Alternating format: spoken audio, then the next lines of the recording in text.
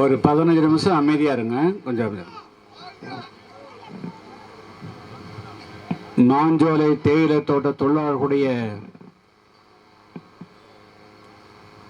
வாழ்வுரிமையையும் மனித உரிமையும் மண்ணுரிமையும் பாதுகாக்க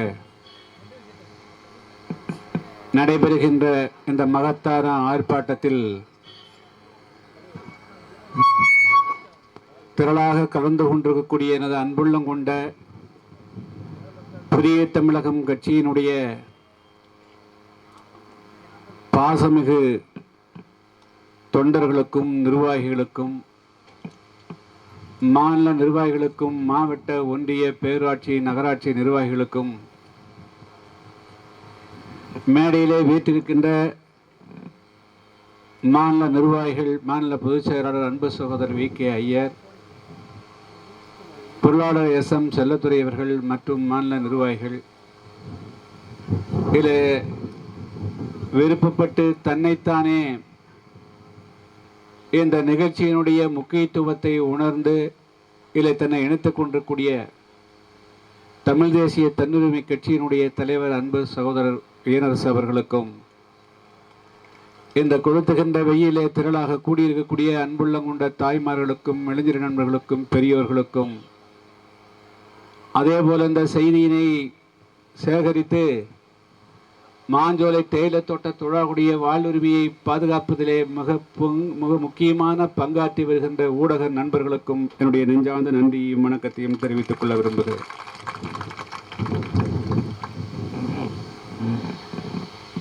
கடந்த ஏப்ரல் மாதம் 19ஆம் தேதி நடைபெற்ற நாடாளுமன்ற தேர்தலில் நாம் வெற்றி வாய்ப்பை இழந்த காரணத்தினாலே நம்முடைய புதிய தமிழகம் கட்சியினுடைய நிர்வாகிகளும் பொதுமக்களும் தொண்டர்களும் தாய்மார்களும் எண்ணிலடங்காத வேதனையோடு இருந்த நேரத்தில் அவர்கள் அந்த வெற்றி வாய்ப்பை இழந்திருந்து இன்னும் மீளாத இந்த நேரத்தில்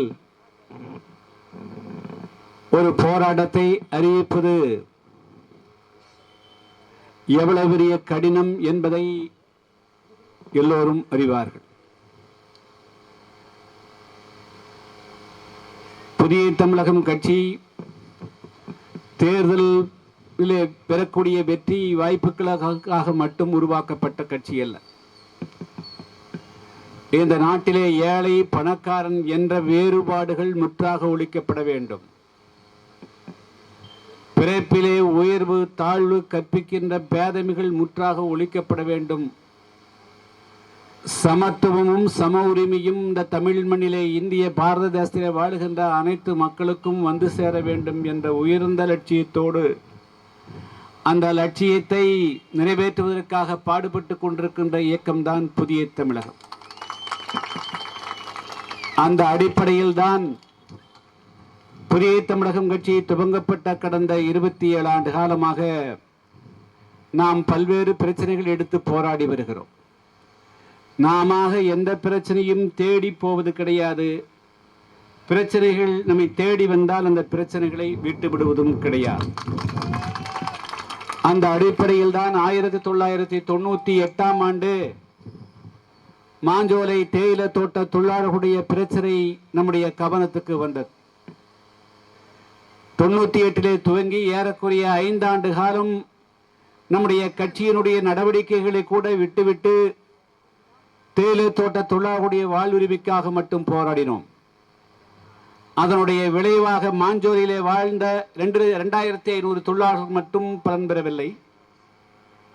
தமிழகத்திலே பரவியிருக்கக்கூடிய கோயம்புத்தூர் மாவட்டம் முடிஸ் வால்பாறையிலே பணிபுரிந்த 1.5 லட்சத்துக்கு மேற்பட்ட தேயிலை தோட்ட தொழிலாளர்கள், நீலகிரி மாவட்டத்திலே குன்னூர் கோத்தகிரி கூடலிலே பணிபுரிந்த ஏறக்குறைய 10 லட்சத்துக்கு மேற்பட்ட தொழிலாளர்கள், திண்டுக்கல் மாவட்டம் ஹைவேஸிலே பணிபுரிந்து கொண்டிருக்கின்ற 5000த்துக்கு மேற்பட்ட தொழிலாளர்கள், சேலம் மாவட்டம் ஏற்காட்டிலே பணிபுரிந்த தொழிலாளர்கள் என ஏறக்குறைய 15 லட்சத்துக்கு மேற்பட்ட தொழிலாளர்கள் நாம் இந்த போராட்டத்தை துவங்குவதற்கு முன்பாக 35 அதிகபட்சம் 53 ரூபாய் மட்டுமே சம்பளம் பெற்றுக் கொண்டிருந்தார்கள்.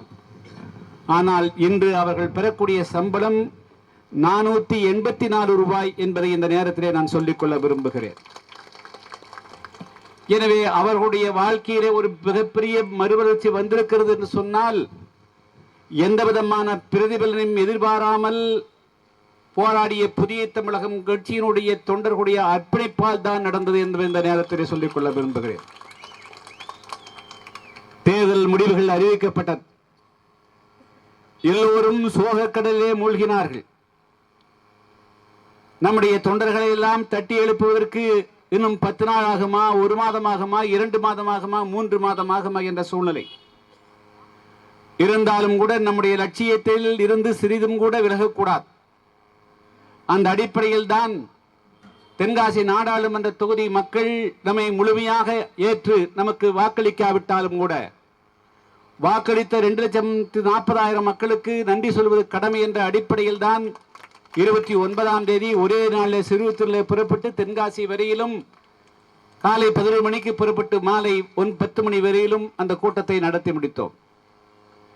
நடத்தி முடித்த கையோடு 30ஆம் தேதி முடிந்து 1ஆம் தேதி என்று மாஞ்சோலை சென்றோம். எங்களை அங்கே இருக்க விடவில்லை. ஏறக்குறைய 30ஆம் தேதி அது 1ஆம் தேதி நான் சென்னை செல்வதாக இருந்தது. ஆனாலும் அங்க இருக்கக்கூடிய தேயிலை தோட்ட தொழிலாளர்கள், ஐயா எல்லோரும் வந்து பார்த்து விட்டார்கள், ஒரு தீர்வும் வரவில்லை, எனவே நீங்கள் வந்தால் தான் அது ஒரு பிரச்சனைக்கு தீர்வு ஏற்படும் என்று தொழிலாளர்களுடைய குரல் அங்கிருந்து வந்தது.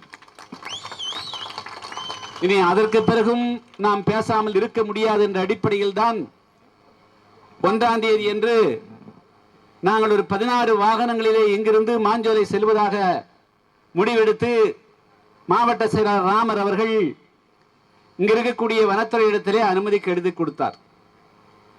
அந்த வனம் காப்பு காடு என்று சொல்லுகிறார்கள், வனத்துறையுடைய கட்டுப்பாட்டு இருக்குது என்று சொல்லுகிறார்கள். எனவே வனத்துறையுடைய அதிகாரி இடத்திலே தம்பி ராமர் அவர்கள் 16 வாகனங்களுக்கு எழுதி கொடுத்தார். நாங்கள் 16 வாகனங்களை குறைத்து 11 வாகனங்களில் தான் சென்றோம். ஆனால் அங்கு ஒரு பெரிய பெட்டாலியன் அங்கே நிறுத்தப்பட்டிருந்தது, போலீஸ் பெட்டாலியன். நாங்கள் போராட்டத்துக்கு போவது என்று சொன்னால் அப்படி போக மாட்டோம். அது 500 வண்டியில் 1000 வண்டியில் தான் போவோம். ஆனால் போவது தொழிலாளர்களை சந்திப்பதற்கு. எல்லா நேரத்திலும் அரண்டவங்களுக்கெல்லாம் இருண்டதெல்லாம் பேய் என்பதை போல எப்பொழுது பார்த்தாலும் அவருடைய பார்வை அப்படியே இருந்தது. சரி, தொழிலாளர்கள் அங்கே காத்து கொண்டிருக்கிறார்கள் என்று அவர்களோடு அதிகம் வாதம் செய்யவோ அல்லது தேவையில்லாமல் நேரத்தை கடத்த வேண்டாம் என்று முடிவெடுத்து அவர்கள் குறிப்பிட்ட அந்த 5 வாகனங்களிலே சென்றோம். இதை விட வேடிக்கை என்று சொன்னால், ஊடக நண்பர்கள் எந்த நேரத்திலும் எங்கு வேண்டுமென்றாலும் செய்தி சேகரிக்க சொல்லலாம், அவர்களை கூட விடவில்லை. இருந்தாலும் அதையெல்லாம் சகித்து கொண்டு தொழிலாளத்தில் நாங்கள் 12 மணிக்கு சென்று ஏறக்குறைய 5 மணி நேரம் பயணம் செய்து அதுக்கு பிறகு முதல்ல மாஞ்சோலை சென்றோம். அதுக்கு பிறகு 4 சென்று எல்லா தொழிலாளர்களையும் அழைத்து அவர்களுடைய கருத்துக்களை எல்லாம் கேட்டறிந்தோம். அதற்கு பிறகு அன்று இரவு நம்மோடு வந்த மாவட்ட செயலாளர்கள், மாநில நிர்வாகிகள் எல்லாம் அழைத்து இதற்கு ஒரு தீர்வு காணவில்லை என்று சொன்னால் நம் மீது வரலாற்றிலே ஒரு கரை வந்துவிடும் என்று சொன்னால், மாஞ்சோலை என்று சொன்னாலே அது புதிய தமிழகம் தான் என்பதை எல்லோரும் உணர்ந்திருக்கிறார். உதாரணத்துக்கு அந்த ஊடகத்தினுடைய பெயரை சொல்லவில்லை, ஒரு முக்கியமான தொலைக்காட்சி, அவர்கள் கோயம்புத்தூரே வந்து விட்டார்கள்.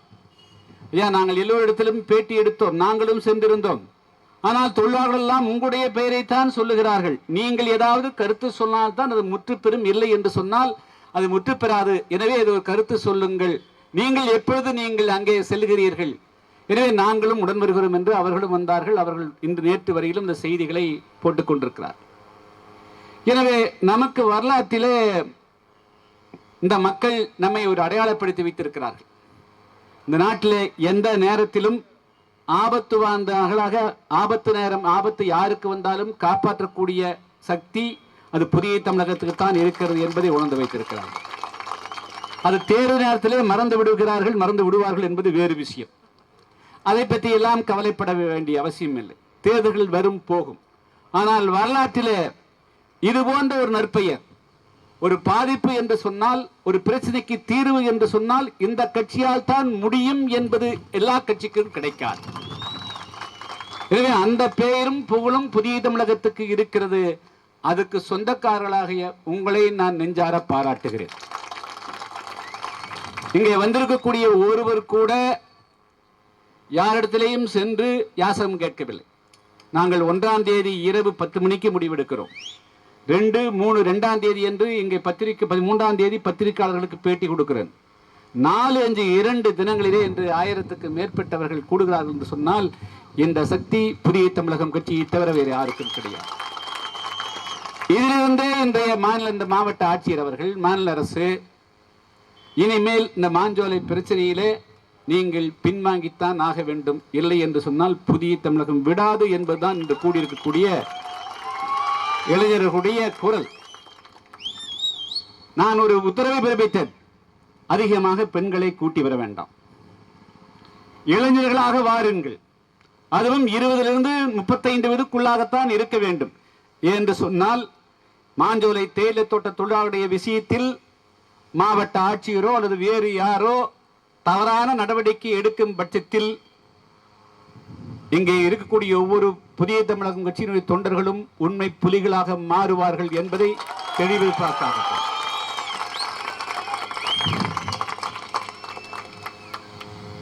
எங்களுக்கு எதை பற்றியும் கவலையே இல்லை.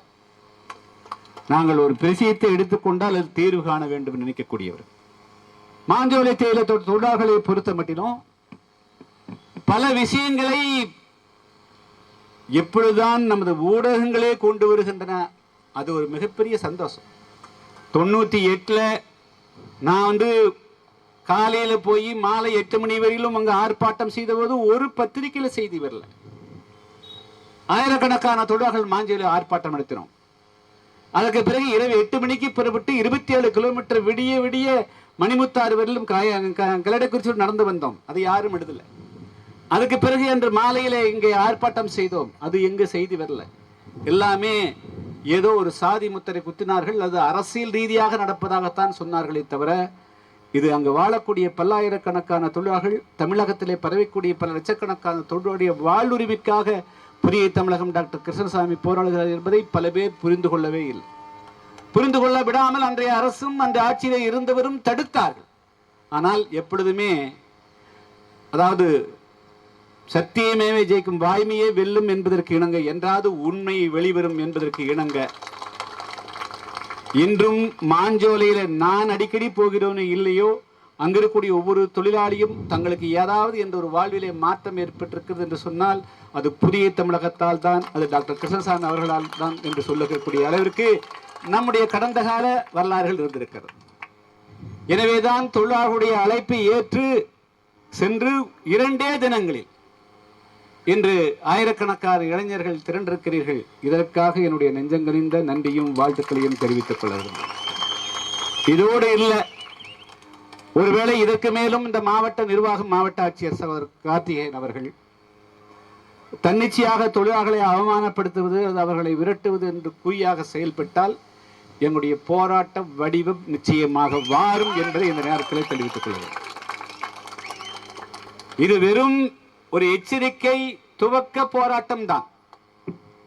இந்த நேரத்தில் தமிழ்நாட்டில் இருக்கக்கூடிய அனைத்து தமிழ் ஆர்வலர்கள், நீங்கள் இலங்கையிலே இருக்கக்கூடிய ஒரு தமிழருக்கு ஒரு பிரச்சனை ஏற்பட்டால் தமிழர்கள் என்று பேசுகிறீர்களே, கர்நாடகத்திலே காவிரி பிரச்சனைக்காக அங்கு இருக்கக்கூடிய தமிழர்கள் விரட்டப்பட்டால், அவர்கள் குடியிருப்பு தாக்கப்பட்டால் தமிழன் தாக்கப்படுகிறான் என்று குரல் கொடுக்கிறீரே, இங்க உங்களுடைய காலடியில குற்றாலத்தில இருந்து ஏறக்குறைய ஒரு 40-50 கிலோமீட்டருக்கு அப்பால் இருக்கக்கூடிய மாஞ்சோலையில அவர்கள் 100 ஆண்டு காலம் வாழ்ந்திருக்கிறார்கள். 1929-27லேயே வந்து விட்டார்கள். 29 தான் ஒப்பந்தமாகும். ஆனால் அவர் 1927 வந்திருக்காங்க. 100 வருடங்கள் முடிந்து விட்டது. 100 வருடங்களுக்கு முன்பாக என்ன வசதி இருந்திருக்கும்? பஸ் வசதி கிடையாது, ஒரு ரேஷன் கடை கிடையாது, ஒரு காய்கறி வாங்க முடியாது, அங்கே வீடு இது போல வீடா இருந்தது எதுவுமே கிடையாது. மலையினுடைய அடிவாரத்திலிருந்து 40-50 கிலோமீட்டருக்கு அப்பால் என்ன வசதி இருந்திருக்க முடியும்? இங்க இருக்கக்கூடிய தேவேந்திர குல வேளாளர்களையும் ஆதிராவர்களையும் மற்ற மக்களையும் அடித்து துன்புறுத்தி கண்காணிகளை வைத்து நீங்க இந்த மக்களை எல்லாம் கொண்டு போய் ஆங்கிலேயருடைய ஆட்சியில் நடந்தது, கிழக்கிந்திய கம்பெனியுடைய ஆட்சியில் நடந்ததை சொல்லுகிறேன். அன்னைக்கு யாரும் விருப்பப்பட்டு போகல. கொடுமைப்படுத்தி எப்படி வந்து ஆப்பிரிக்கா நாடுகளிலே கருப்பின மக்களை வேட்டையாடி பிடித்துக் கொண்டு போனீர்களோ அதே போல இங்க இருக்கக்கூடிய தேவேந்திர வேடர்களை நீங்கள் அச்சுறுத்தியும் அடித்தும் துன்புறுத்தியும் கொண்டு போய் அந்த நிலத்தை பண்படுத்தினீர்கள். 99 ஆண்டு காலம் அவர்கள் 1998 வரையிலும் அவர்கள் பெற்றுக் கொண்ட சம்பளம் 12 ரூபாய், அதிகபட்சம் 35 ரூபாய். எங்களுடைய போராட்டத்துக்கு பிறகுதான் அவர்கள் முதலில் 150 வைத்தோம். அதுக்கு பிறகு இன்று 484, 500 வரையிலும் வருகிறது. இனி அவருடைய வாழ்க்கை மாற்றம் ஏற்பட்டிருக்கிறது. எனவே 90-100 வருடங்களுக்கு முன்பு எந்த விதமான வசதிகளும் இல்லாத போது காட்டை திருத்தி தேயிலையை பயிரிட்டு அதுக்கு உரமிட்டு வளர்த்து 99 ஆண்டு காலம் பல்லாயிரக்கணக்கான கோடி ரூபாய் லாபம் மீட்டி அது லண்டனுக்கு சென்றது. ஜின்னாவினுடைய பேரனுக்கு சென்று விட்டது. எந்த ஒரு கம்பெனியும் நடத்தின பிறகு அந்த கம்பெனியை மூடுனா அவங்க உரிய நட்டேடு கொடுக்கணும். நட்டேடு கணக்கு போட்டா இன்று வாழுகின்ற தொழிலாளிக்கு மட்டுமல்ல, ஏற்கனவே ஓய்வு பெற்று சென்று பல்வேறு கிராமங்களிலே வாழ்ந்து கொண்டிருக்கக்கூடிய இந்த தேயிலை தோட்ட குடும்பங்களுக்கும் தலா 5 to 10 கோடி ரூபாய் கொடுக்கணும். அந்த அளவுக்கு சம்பாதிச்சுக்கிறாங்க. இவ்வளவு 8373 ஏக்கர், 1 ஏக்கர் 2 ஏக்கர் அல்ல, 8373 ஏக்கர். நினைச்சு பார்க்க முடியுதா? 7 அடுக்கு, அத்தனையும் காப்பி, தேயிலை, மிளகு, ஏலம், அதுபோல விலையுயர்ந்த மரங்கள். இத்தனை சொத்துக்களையும் 99 ஆண்டு காலமாக அந்த பிபிடிசி நிர்வாகம் அப்படியே வெட்டி வெட்டி கொண்டு போய் கொள்ளையடித்தார். நீ மூடர்னு சொல்ற போது முதல்ல இந்த உத்தரவு, அதாவது 1929 போடப்பட்ட ஒப்பந்தம், குத்தகை ஒப்பந்தம் 2028 பிப்ரவரி மாதம் 11 முடிகிறது. அந்த ஒப்பந்தத்திற்கும் அங்கு பணிபுரியக்கூடிய மக்களுக்கும் எந்த விதமான தொடர்பும் கிடையாது. இது அவர்களுடைய பூர்வீகம் ஆகிவிட்டது. மாஞ்சோலையும் நாலுமுக்கும் ஊத்தும் இப்பொழுது அவர்களுடைய பூர்வீகம் ஆகிவிட்டது. வெளியே அந்நியன் யார் என்று சொன்னால் பிபிடி தான் அந்நியனை விட மாஞ்சோலை தேயிலை தொழிலாளர்கள் கிடையாது. எனவே வெளியேற்றப்பட வேண்டியது பிபிடிசி தான் தவிர தொழிலாளர்கள் அல்ல. இது ஒரு IAS படிச்ச கலெக்டருக்கு தெரியாதா? எத்தனை ஆண்டு காலமாக வாழ்ந்து கொண்டிருக்கிறார்கள்? எத்தனை வருடம், எத்தனை மாதங்களாக? 2 மாதமாக நீங்கள் ரகசியமா நாங்கள் தேர்தல் பண்ணி இருக்கிற போது, கவுண்டிங் இருக்கிற போது, அதுவும் எப்போ கரெக்டா கவுண்டிங் 4ஆம் தேதி முடியுது.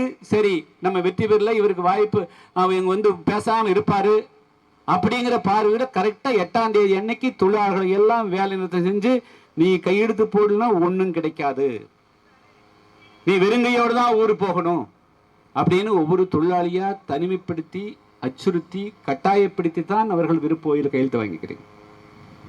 இங்க தொழிலாளர் துறை என்ன செஞ்சிட்டு இருக்குது? எத்தனை ஊடகங்கள் இது மாதிரி வந்து தொழிலாளர்களுடைய விருப்பத்துக்கு மாறா கட்டாயப்படுத்த செய்தி வந்திருக்குது. நான் இப்பொழுது தொழிலாளர் துறைக்கு சொல்லிக்கொள்ள விரும்புகிறேன்.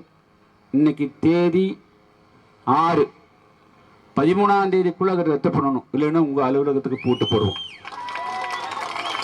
எதுக்கு தொழிலாளர் துறை இருக்கணும்?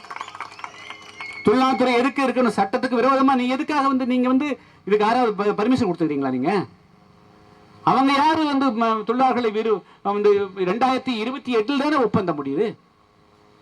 4 வருஷம் க்ளோஸ் பண்ற போது வந்து நீ தொழிலாளர் துறையில் அனுமதி கேட்டியா? பர்மிஷன் கொடுத்தீங்களா? ஏன் தொழிலாளர் துறை பேச அமைதியா இருக்கிறீங்க? எல்லாமே நடப்பதெல்லாம் சட்டவிரோதம் நடக்குது. இன்னொன்று சொல்றாங்க, 2018ஆம் ஆண்டு இது காப்பு காடாக மாற்றப்பட்டு விட்டது. என்ன அது என்ன பிரச்சனை?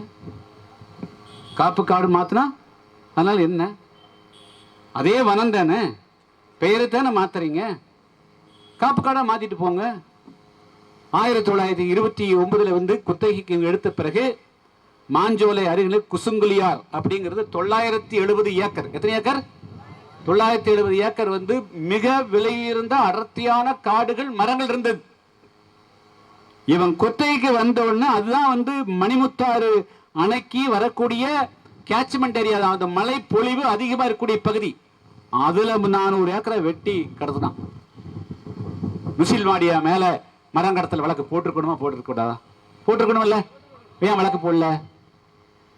அந்த ஆள் உள்ள கொண்டு வந்து தள்ளி இருக்கணுமா இல்லையா? 1956 ஜமீன் ஒழிப்பு சட்டம் வந்துருச்சு.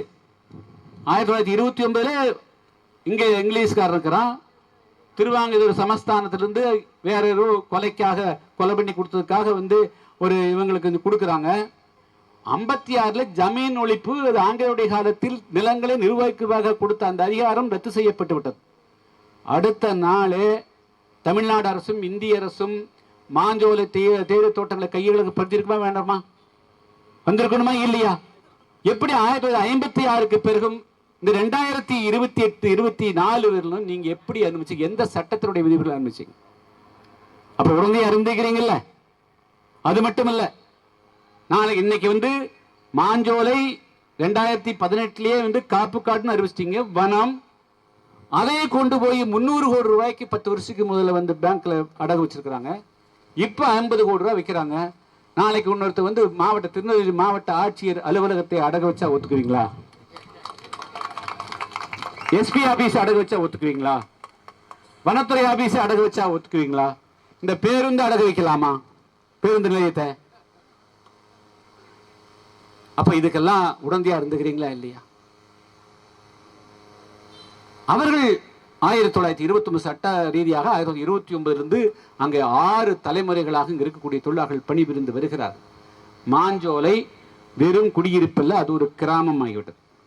பல பேருக்கு அப்பா அம்மா மூதாதையர் தாத்தா எல்லோருக்குமே பிறப்பிடம் மாஞ்சோலை. 4 முக்கு ஊத்து, குதிரை வெட்டி, சுண்ணாம்பு டிவிஷன், காக்காச்சி, இதுதான் வந்து அவங்களுடைய வாழ்விடம். அதையே மாற்றுவதற்கு உங்களுக்கு என்ன உரிமை இருக்கிறது? போய் தொழிலாளிகள் போய் கலெக்டர் முறையிட்டா நீ ஒழுங்கா போயிருந்தா உனக்கு ஒண்ணும் கிடைக்காதுன்னு மாவட்ட ஆட்சியர் மிரட்டுறதுக்கு எதுக்காக மாவட்ட ஆட்சியர் நியமிக்கப்பட்டிருக்கிறார்கள். மாவட்ட ஆட்சியர் என்று சொல்லக்கூடியவர்கள் ஒவ்வொரு திணைக்கிழமையும் குறை தீர்க்கும் நாள் தான் நீங்க நடத்துறீங்க. குறை தீர்க்கணும். ஒரு மனு வந்தால் ஒன்று உங்களுடைய அதிகாரத்துக்கு உட்பட்டு பிரச்சனை தீர்க்கக்கூடியதாக இருந்தால் நீங்கள் தீர்க்க வேண்டும். இல்லை என்று சொன்னால் அது மாநில அரசுக்கோ மத்திய அரசுக்கு தான் அதை வந்து பரிந்துரை செய்ய வேண்டுமே தவிர நீங்களாக தன்னிச்சையாக ஒரு நடவடிக்கை எடுக்கக்கூடாது. இதுபோல ஒரு பெரிய பிரச்சனை இருக்குது. இந்த பிரச்சனையை நாங்கள் எப்படி கையாளுவது என்று மாநில அரசு முதல்வரிடத்தில் நீங்கள் அனுமதி பெற்றீர்களா? அப்ப நாங்கள் குற்றம் சுமத்துகிறோம். பிபிடிசி நிர்வாகத்தோடோ அல்லது இங்க இருக்கக்கூடிய தொழிலாளர்களை வெளியேற்றிவிட்டு நாளைக்கு வந்து அந்த மாஞ்சோலையை கைப்பற்றி அதை சுற்றுலா தலமாக மாற்றுவதற்கு ஆட்சி இருக்கக்கூடிய ஒரு குடும்பம் மிகப்பெரிய சதித்திட்டம் தீட்டி இருக்கிறார். ஏன்னா இதுக்கு முன்னுதாரணம் இருக்குது. வால்பாறையில இங்க வந்து 8373 ஏக்கர், வால்பாறையில ஏறக்குறைய 10 லட்சம் ஏக்கர் இருக்குது. இந்த நிர்வாகங்கள் படுத்தின கொடுமையின் காரணமாக, இவங்க குறைந்த சம்பள கசக்கி பிடிந்ததன் காரணமாக, நம்முடைய புதிய தமிழகம் போராட்டத்தின் காரணமாக பல தொழிலாளர்கள் தங்களுடைய சுயமரியாதையுடைய அடிப்படையில் இவங்கிட்ட பணி செய்ய வேண்டாம்னு பல பேர் வெளியேறிட்டாங்க. அதனால வேலை செய்யறதுக்கு ஆள் இல்லை. ஒரு காலத்துல தற்காலிக தொழிலாளர்களே ஒரு நாள் ஒரு நிரந்தர தொழிலாளர் இருந்தால் ஒரு தற்காலிக தொழில் 10 பேர் இருப்பாங்க. வேலை கேட்டு முதலாளி கிட்ட மேனேஜர்கிட்ட போய் கையிட்டு நிற்பாங்க. இன்னைக்கு வந்து நான் ஃப்ரிட்ஜ் கொடுக்குறேன், 2 வீலர் கொடுக்குறேன், டிவி கொடுக்குறேன், எல்லாம் கொடுக்குறேன், வேலைக்கு வர கூட வேலைக்கு வர ஆள் இல்லை. இதுக்கெல்லாம் காரணம் கொள்ளை ஓவரா இருந்ததுதான் காரணம். யாரு பங்கு கொடுத்த? ஆயிரக்கணக்கான லட்சக்கணக்கான தேயிலை கிலோக்களாக பறிச்சு கொண்டு போனியே, அதுல ஒரு பங்கு தொழிலாளிக்கு உண்டா? போனஸ் 10% கொடுங்கறதுக்காக தான் 2001 நான் வால்பாறையில் போராடும் போது என்ன செய்து கைது பண்ணி 3 வாரம் உள்ள வச்சாங்க. அப்ப தொழிலாளிகளுக்கு அதில் பங்கு கிடைக்காத காரணத்தினால்தான் அவர்கள் வெளியேறினார்கள். இப்ப என்ன செஞ்சுக்கிறாங்க? அதுல 30% நிலத்தை, எவ்வளவு சதவீதம்? 30% நிலத்தை நீ டூரிஸ்டுக்கு பயன்படுத்துன்னு சொல்லிக்கிறாங்க. இந்த மாஞ்சோலையில இருக்கக்கூடிய விஷயம் என்னன்னா, இங்க இருக்கக்கூடிய தொழிலாளர்களை கட்டாயப்படுத்தி இந்த மாவட்ட ஆட்சியர், இங்க இருக்கக்கூடிய காவல்துறை அதிகாரிகள், வனத்துறை அதிகாரிகள் துணைவோடு எல்லாம் வெளியே அனுப்பிச்சுட்டு டக்குன்னு அடுத்த 1 மாசம் கழிச்சீங்கன்னா அது வந்து நாங்கள் தற்காலிகமாக இதை சுற்றுலாத்தலமாக மாற்றுகிறோம்னு சொல்றோம். நான் ஒரே கேள்வி கேட்கிறேன். இங்க இருக்கக்கூடிய தொழிலாளர்கள் 99 வருடமாக வாழக்கூடிய தொழிலாளர்களால் அங்கே காப்பு காடுகளுக்கு ஆபத்து வருகிறது என்று சொன்னால், அங்கே புலிகள் காப்பகத்துக்கு ஆபத்து வருகிறது சொன்னால், தினமும் 20 வேனும் 30 வேன்ல வனத்துறையின் சார்பாக சுற்றுலா செய்த அவங்க மூலமா ஆபத்து வராதா? ஏன்னா நாளைக்கு வந்து நீங்க கம்ப்ளீட்டா வந்து தேயிலை தோட்டத்தோர்கள் எல்லாம் வெளியேற்றிட்டு கம்ப்ளீட்டா களக்காடு முண்டுந்துறை மாஞ்சோலை காரையாறு இருக்கக்கூடிய தொழில் கம்ப்ளீட்டா எல்லாம் கேட் போட போறீங்க. வனத்துல கேட் போட முடியுமா? அப்ப எதுக்காக சுற்றுலா அனுமதிக்கிறேன்? அதான் ஐயா கேள்வி புரியுதா இல்லையா? அங்கே வாழ்ந்து கொண்டிருக்கூடிய தொழிலாளர்களை நீ வந்து புலிகள், நாங்கள் புலிகள், இது கோர் ஏரியான்னு ஒரு பத்திரிகையாளர் கேட்டார். கோர் ஏரியா, அந்த கோர் ஏரியாவுக்குள்ள தினமும் 20 வண்டி 30 வண்டியில காசு வாங்கிட்டு புலிகளை பார்ப்பதற்கு நீங்க போலாங்கிறீங்களே, அங்கேயே வாழக்கூடிய தொழிலாளிகள் அதே புலிகளை பார்த்து கொண்டு தேயிலை பிரிச்சு வாழக்கூடாதா? சரி, 2018 காப்பு காடா மாத்துற போது நீங்க யாரிடத்துல ஒரு ஆலோசனை கேட்டீங்க? எந்த ஒரு விஷயத்தையும் ஒரு பகுதியில் ஒரு தொழிற்சாலை வருதுன்னு சொன்னா கூட மக்களிடத்துல கருத்து கேட்கணும் இல்ல? 2014 ஏறக்குறைய 2000க்கு மேற்பட்ட தொழிலாளர்கள் பணிபுரிந்தார்கள் அல்லவா? அந்த தொழிலாளர்களை நீங்கள் கருத்து கேட்டீர்களா? இன்னைக்கு போய் தொழிலாளர்கள் இன்னும் மாஞ்சோலை இருக்கிறாங்க. கலெக்டருக்கு நல்லா கொடுத்துருக்காங்க, அந்த வார்த்தையை நான் பயன்படுத்த விடல, நல்லா கொடுத்துருக்காங்க. முகாம் போட்டீங்க. என்ன முகாம்? பேரை மாத்துறதுக்கு. ஏயா அவனுக்கே வந்து சொந்த ஊர் மாஞ்சோலிங்கிறான், 4 முக்குங்கிறான். என்னுடைய முகவரியை மாற்றுவதற்கு முகாம் போடுறோம்னா அப்ப உங்களுடைய மனசுக்குள்ள என்ன இருக்குது? எந்த முகவரியை அவர்கள் கொடுப்பார்கள்? அவன் போய் எந்த இடத்துல ஆடு மேய்ப்பா மாடு மேய்ப்பா, எந்த வங்கி தாராளமா வங்கி விடுங்க. உங்களுக்கு யாருக்காவது கடன் கொடுக்குறாங்களாப்பா வங்கியில? நீ போன சொத்து கேட்கறான். அவன் குடியிருக்கே வீடு இல்லாதவன் எதை வச்சு அவன் வந்து அடமானம் வாங்கி நீ ஆடு வாங்குறது மாடு வாங்குறது? அப்ப இவர்கள் எல்லாம் சேர்ந்து பித்தலாட்டம் செய்கிறார். கலெக்டர் போய் உடனடியாக நாங்க வந்து 2ஆம் தேதி அன்னைக்கு 3ஆம் தேதி பிரஸ் மீட் கொடுத்துட்டு போயின்னு தாங்க முடியல அவருக்கு. உடனே 4ஆம் தேதி 5ஆம் தேதி 6ஆம் தேதி முகாம். நல்லா மாஞ்சோலை தேயிலை தொழிலாளர்கள் நல்ல சரியா ஒரு IAS ஆபீசருக்கு பாடம் போட்டி இருக்கிறாங்க. இந்த மாதிரி எல்லாம் செய்யாத. நாங்கள் புதிய தமிழகத்தின் பின்னால் தான் இருப்போம், தலைவர் டாக்டர் ஐயா அவர்கள் பின்னால் தான் இருப்போம், எங்களை வெளியேற்ற முடியாது என்பதுதான் அவர்கள் கொடுத்திருக்கூடிய பாடம். எனவே இவர்களுக்கு நோக்கம் தேயிலை தோட்ட தொழிலாளர்களை வெளியே அனுப்பிவிட்டு யாரோ ஒரு முக்கியமான குடும்பம் அங்க காத்துட்டே இருக்குது. இவங்க வெளியே எப்படா, அதாவது அண்ணன் எப்ப காலியாவா? எஸ். அப்போ தொழிலாளர்கள் இவ்வளவு 4 வருஷத்துக்கு முன்னாடி என்ன வந்தது?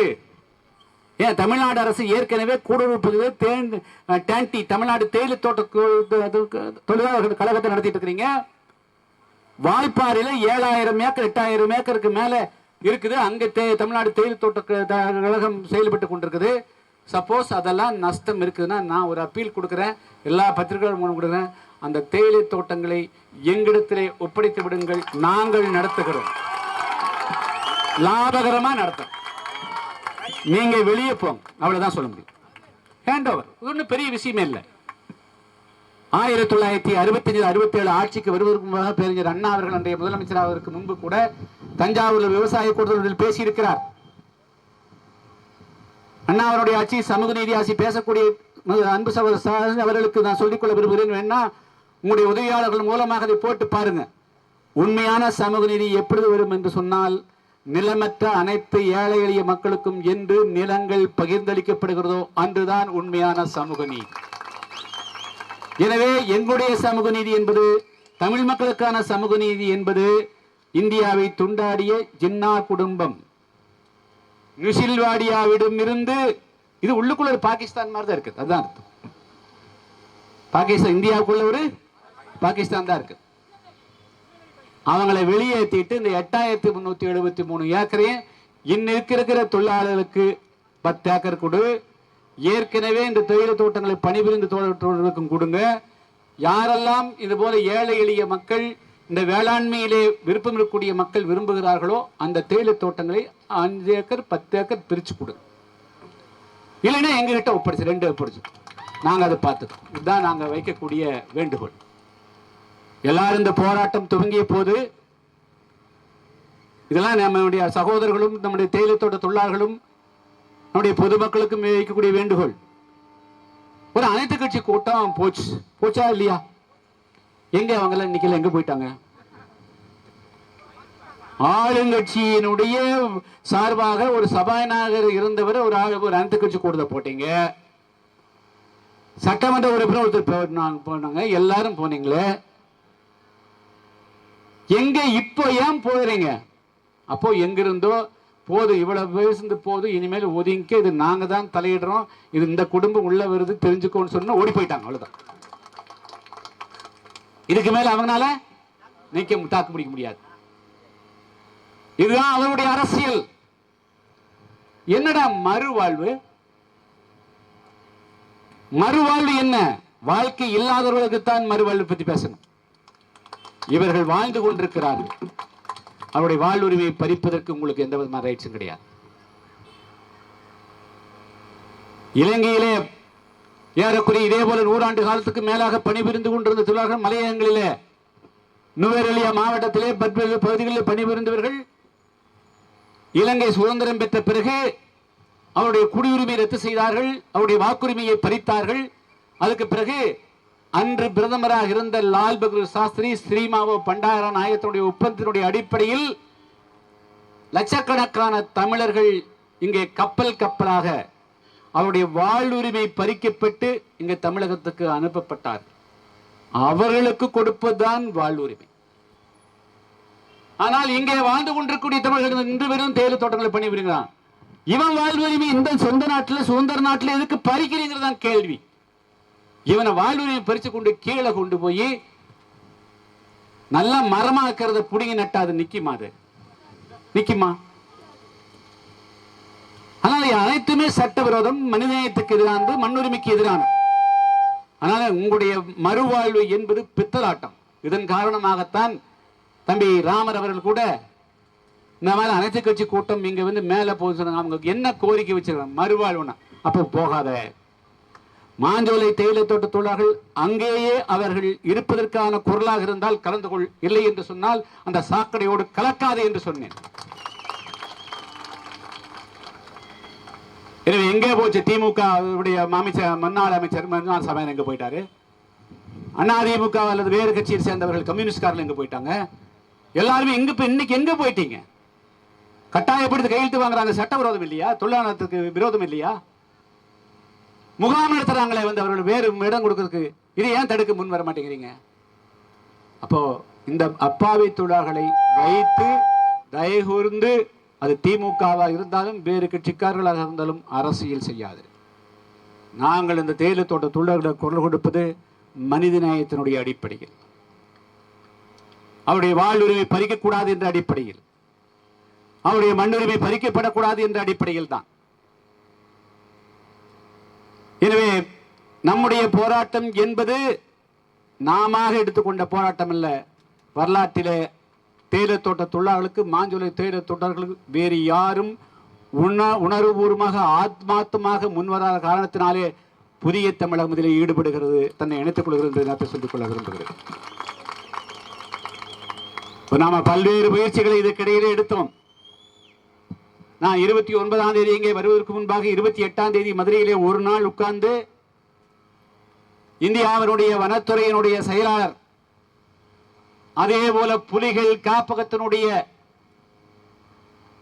இயக்குனர் உட்பட 26 துறைகளுக்கு ஒரு கடிதம் எழுதியிருந்தேன். ஏறக்குறைய 100 ஆண்டு காலத்துக்கு மேலாக திருநெல்வேலி மாவட்டம் அம்பாசமுத்திரம் தாலுகாவுக்கு உட்பட்ட இந்த மாஞ்சோலையிலே பணிபுரிந்து வரக்கூடிய பல்லாயிரக்கணக்கான தொழிலாளர்களை கட்டாயப்படுத்தி வெளியேற்றக்கூடிய ஒரு அவலம் நடந்து கொண்டிருக்கிறது. அதுக்கு காப்பு காடுகள் என்று பெயரிடுகிறார்கள், இன்று புலிகள் காப்பகம் என்று சொல்லுகிறார்கள். இந்தியாவுடைய அனைத்து மலைப்பகுதிகளில் லட்சக்கணக்கான கோடிக்கணக்கான மலைவாழ் மக்கள் புலிகளோடு தான் வாழ்ந்து கொண்டிருக்கிறார்கள், யானைகளோடு தான் வாழ்ந்து கொண்டிருக்கிறார்கள், சிங்கங்கள் வாழக்கூடிய காடுகள் தான் வாழ்ந்து கொண்டிருக்கிறார்கள், மான்கள் வாழக்கூடிய காடுகள் தான் வாழ்ந்து கொண்டிருக்கிறார்கள். எனவே புலிகள் காப்பகம் என்ற பெயரை பயன்படுத்தி இவர்கள் இந்த மக்களை வெளியேற்றுவதை தடுத்து நிறுத்த வேண்டும் என்று எழுதியிருக்காக நேற்று பெங்களூரில் இருக்கக்கூடிய புலிகள் காப்பகத்தினுடைய பிராந்தி இயக்குனர் தமிழ்நாடு தலைமை வன காப்பாளருக்கு உடனடியாக மாஞ்சோலை சென்று உண்மை அறிக்கையை தாக்கல் செய்கின்ற உத்தரவிட்டிருக்கிறார். அதுவே நமக்கு ஒரு கிடைக்கக்கூடிய வெற்றி. இங்கே பல நண்பர்களுக்கு கூட புரியாத ஒரு விஷயத்தை சொல்கிறேன். புலி என்ன சாப்பிடும்? மான் சாப்பிடும். புல்லு சாப்பிடுமா? மரத்தை சாப்பிடுமா? சாப்பிடாது. இங்கே மாஞ்சோலையில களக்காடு முண்டந்துறையில 2700 புலி இருக்கிறதாக சொல்றாங்க. 2700 புலி. ஒரு புலி ஒரு வாரம் அல்லது ஒரு மாசத்துக்கு ஒரு மான் சாப்பிடறதா வச்சுக்கோங்க. இப்ப 2700 புலிக்கு எத்தனை மான் தேவைப்படும்? எத்தனை? 2700 மான் தேவைப்படும் ஒரு மாசத்துக்கு. வருஷத்துக்கு எத்தனை ஆச்சு? 15,000-20,000 மான் தேவைப்படுமா? 10 வருஷமா அது புலிகள் காப்பகமா இருக்குது. அப்ப எத்தனை ஆயிரம் மான்களை இருந்திருந்தா அந்த புலிகள் எல்லாம் உயிரோடு இருந்து? அத்தனை மான் மேயறதுன்னா எத்தனை காடுகள் புல் இருக்கும். வெறும் மரத்துல போய் மான் சாப்பிடாது, அது புல் தர வேணும். இப்ப யாரு காதுல பூ சுத்துறீங்க?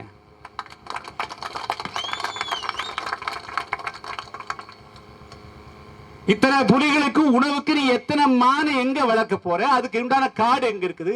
அது கூட அப்ப நீ காடை வெட்டித்தானே நீ புல் போடணும். அப்ப காடை யாரு அழிக்கிறதுக்கு பிளான் பண்றாங்க? வேற ஒண்ணு இல்லை. மாஞ்சோலை தேயிலை தோட்ட தொழிலாளர்கள் வெளியேறிட்டா சுதந்திரமா மான் வேட்டையாடலாம், புலி வேட்டையாடலாம், யானை வேட்டையாடலாம், எல்லா மரங்களையும் வெட்டலாம். இதுதான் அவங்களுடைய நோக்கம். அதே போல அந்த குடும்பத்தை சேர்ந்த முக்கியமான புள்ளிகள் சுற்றுலா என்கிற பெயர்ல கொண்டு போய் பல இடங்களை ஆக்கிரமித்து அவங்க ஒரு இன்னொரு 30, 40, 50 வருஷத்துக்கு குத்தகை போட்டுக்குவாங்க, சொந்தமாக்குவாங்க. ஸோ இது போன்ற உள்நோக்கத்தினால் தான் அங்க இருக்கக்கூடிய நம்முடைய உறவுகளான ரத்தங்களான மாஞ்சோலை தேயிலை தோட்ட தொழிலாளர்களை வெளியேற்ற இந்த அரசு முயற்சி செய்கிறது. தயவுகூர்ந்து தமிழ்நாடு முதலமைச்சர் அவர்கள் இந்த விஷயம் இதுவரையிலும் உங்களுக்கு முழுமையாக கவனத்துக்கு வரவில்லை, வந்ததோ வந்தது தெரியவில்லை. ஆனால் வந்திருந்தால் நீங்கள் இதுவரையில் நடவடிக்கை எடுக்காமல் இருப்பது தவறு. வரவில்லை என்று சொன்னால் நிச்சயமாக இன்று நான் பேசியது எல்லாமே நிச்சயமாக உங்களுடைய கவனத்துக்கு வரும். எனவே அங்கே இருக்கக்கூடிய தேயிலை தோட்ட தொழிலாளர்களுக்கு எதிராக பிபிடிசி நிர்வாகம் கொடுத்திருக்கக்கூடிய அந்த விருப்பமில்லாத ஓய்வு கடிதத்தை உடனடியாக தொழிலாளர் துறையின் மூலமாக ரத்து செய்ய வேண்டும். பிபிடிசி நிர்வாகம் முன்கூட்டியே போவதற்கு முடிவெடுத்தால் உடனடியாக தமிழ்நாடு அரசு கையகப்படுத்திக் கொள்ள வேண்டும். உங்களுக்கு லாபம் வராது என்று சொன்னால் தேயிலை தோட்ட தொழிலாளர்களை எங்கிடத்திலே கொடுங்கள். தோட்ட தொழிலாளர்களுக்கு 5 ஏக்கர் 10 ஏக்கர் பிரித்து கொடுத்து அங்கே காடுகளும் காப்பு காடுகளும் இன்னும் நன்கு பாதுகாக்கப்படும், புலிகளும் பாதுகாக்கப்படும், எல்லாமே பாதுகாக்கப்படும். மாஞ்சோலை தேயிலை தோட்ட தொழிலாளர்களுடைய வாழ்வுரிமையும் பாதுகாக்கப்படும். இதைத்தான் இந்த நேரத்தில் நான் சொல்லிக்கொள்ள விரும்புகிறேன்.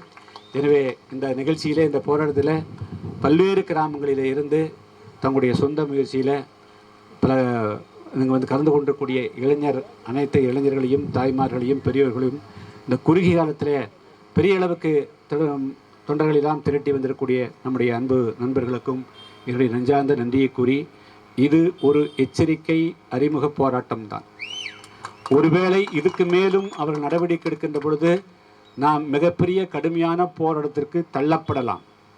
அப்பொழுது தென் தமிழகம் இயங்காத அளவு கடந்த காலத்து 99 போன்ற ஒரு சூழ்நிலையை உருவாக்குவதற்கும் இப்பொழுதே தயாராகுங்கள் என்பதைத்தான் உங்களிடத்தில் சொல்லிக்கொண்டு, மீண்டும் உங்களை எல்லாம் ஜூலை 23ஆம் தேதி பேரணி இருக்கிறது, சிரமத்தை பார்க்காமல் அதிலேயும் கலந்து கொள்ள கேட்டுக்கொண்டு நன்றி கூறி விடைபெறும். வணக்கம்.